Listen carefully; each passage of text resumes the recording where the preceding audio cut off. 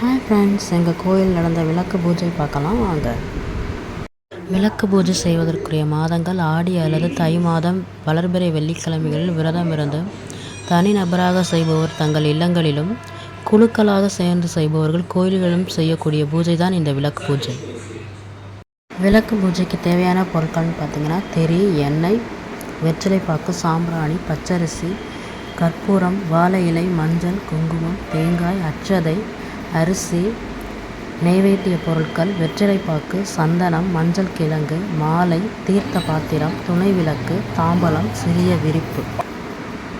உலக நலன் கருதியும் தாங்கள் நினைத்த காரியம் வெற்றியுடன் நிறைவு பெற வேண்டும் என்பதற்காகவும் இப்பூஜையானது நடைபெறுகிறது.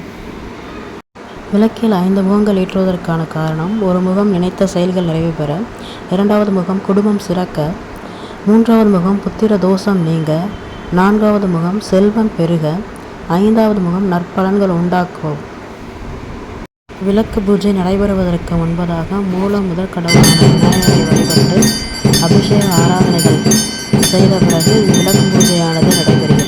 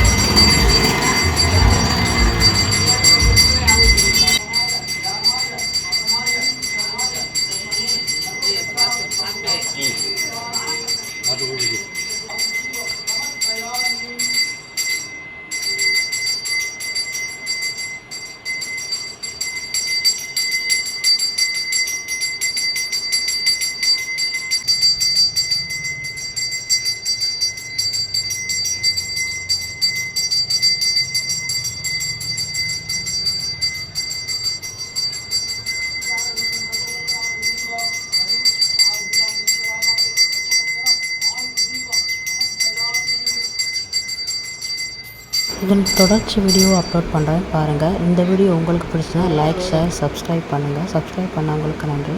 தேங்க்ஸ் ஃபார் வாட்சிங்.